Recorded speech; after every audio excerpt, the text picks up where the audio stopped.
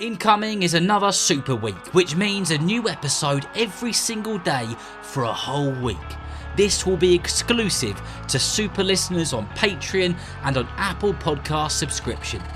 The next 100 people who sign up to either Apple Podcast subscription or Patreon will get a completely free 7-day trial.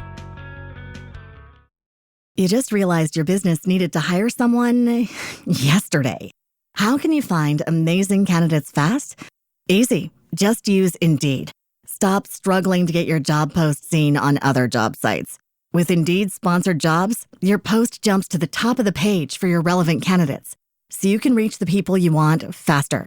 According to Indeed data, sponsored jobs posted directly on Indeed have 45% more applications than non-sponsored jobs. Don't wait any longer. Speed up your hiring right now with Indeed. And listeners of this show will get a $75 sponsored job credit to get your jobs more visibility at Indeed.com/kidsandfamily. Just go to Indeed.com/kidsandfamily right now and support our show by saying you heard about Indeed on this podcast. Terms and conditions apply. Hiring? Indeed is all you need. Kids vs Adults Series 3 applications are now open, and they will remain open all the way until the 5th of March 2025. If you want to apply, ask an adult to fill in the contact form on the website with the subject Kids vs Adults. Make sure that they put the names and the ages of those who want to play, whereabouts in the world you are, and what team you support. So far, we've had applicants from India, Brazil, Canada, Australia, New Zealand, America, the UK, and beyond. No matter where you are in the world, I want to hear from you. If you, of course, want to be on Series 3. So, do you think you could beat an adult in Kids vs Adults? Well, what are you waiting for? Get involved right now. www.footballforkidspodcast.com.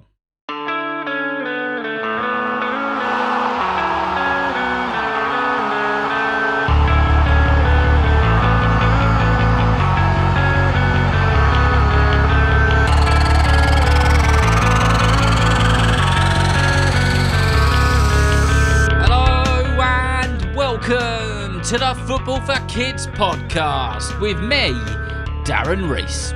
In this episode, we're going to be exploring the life and journey so far of the former Benfica and Portugal player. Oh, and the now Manchester United head coach, who is of course no other than Ruben Amorim.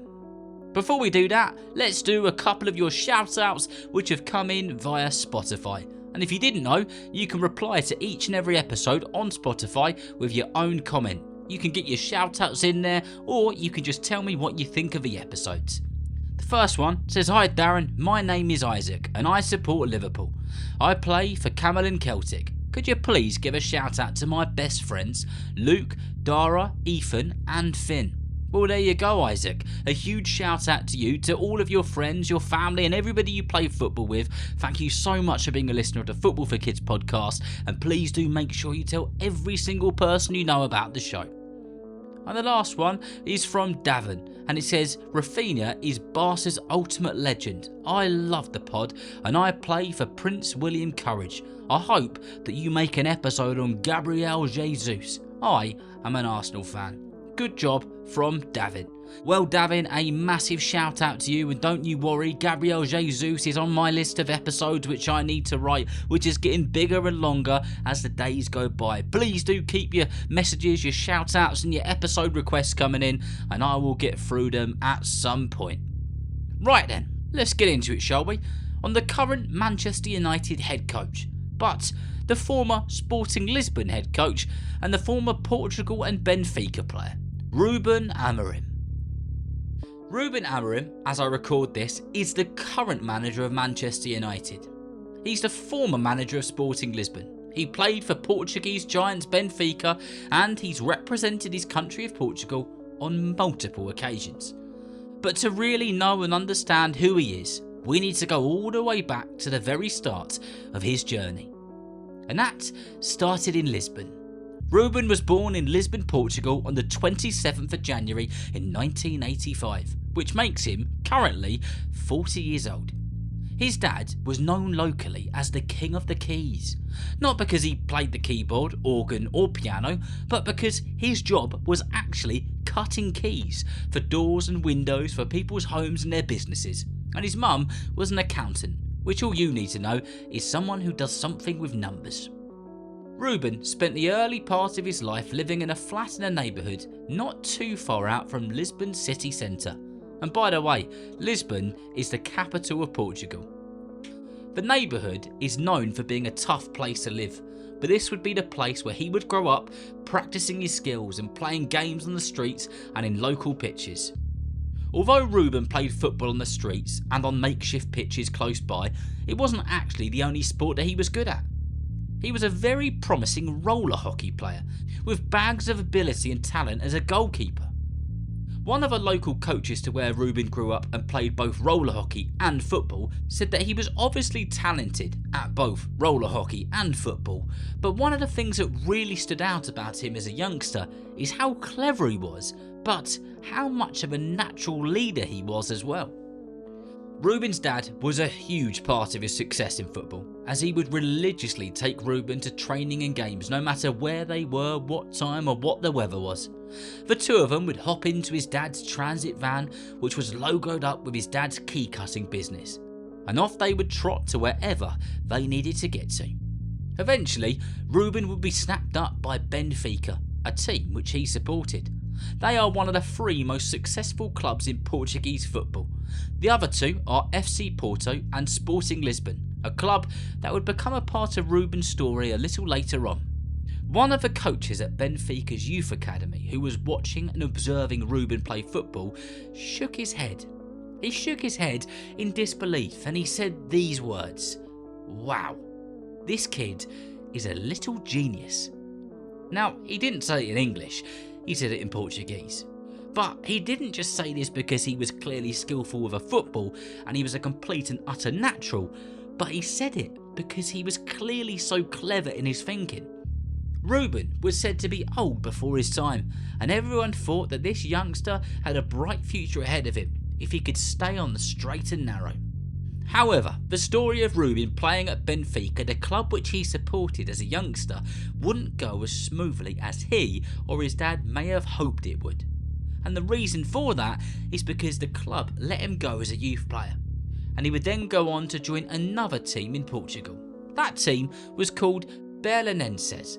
However, this wasn't a smooth process either, and the reason for that is because Ruben was desperate to play in a trial game, but he had a broken arm.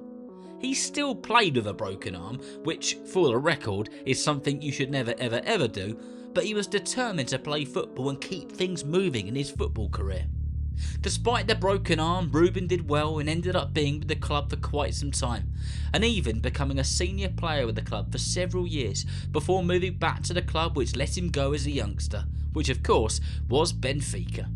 At Benfica, he spent years with the club as a first team player, making approximately 154 appearances, where he mainly played as a midfielder and won the Portuguese top division on more than one occasion, the Portuguese version of the FA Cup once, and the Portuguese version of the League Cup on 4 separate occasions.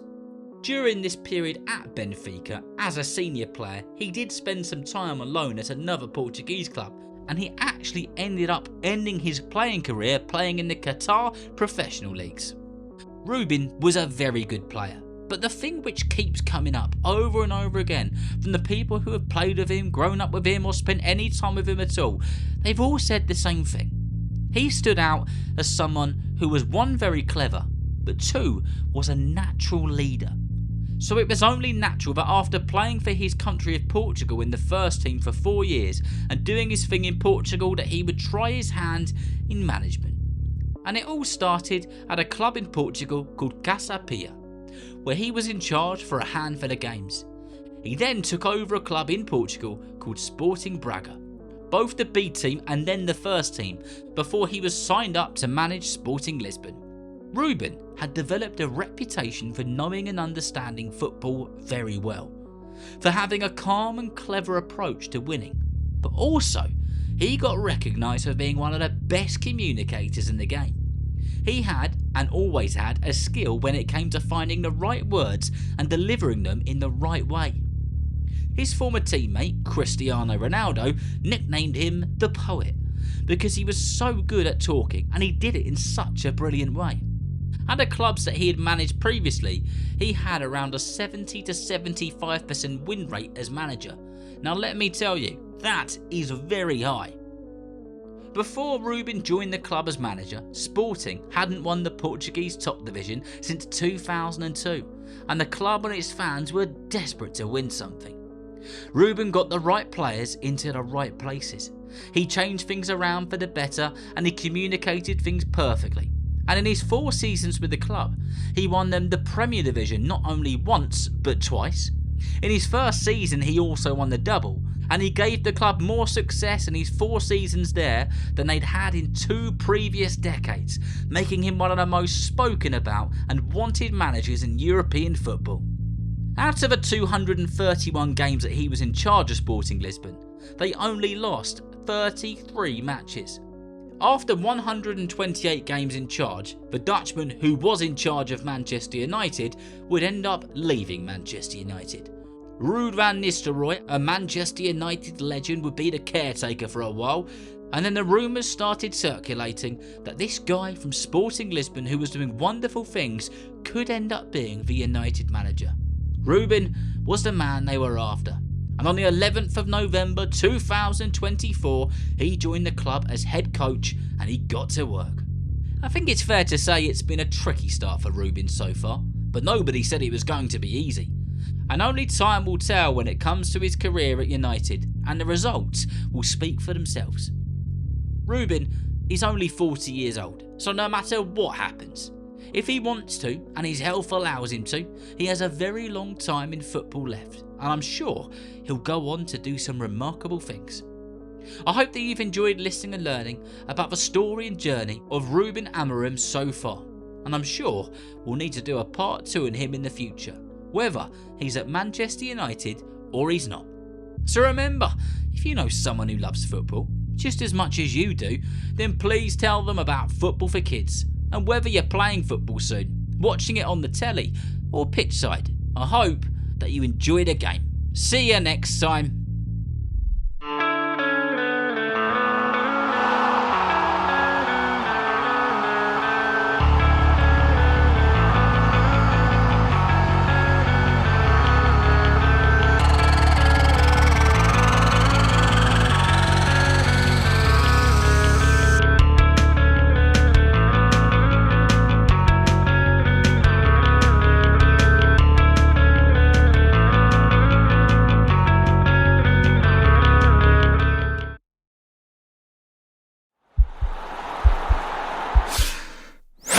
This podcast is part of the Sports Social Podcast Network.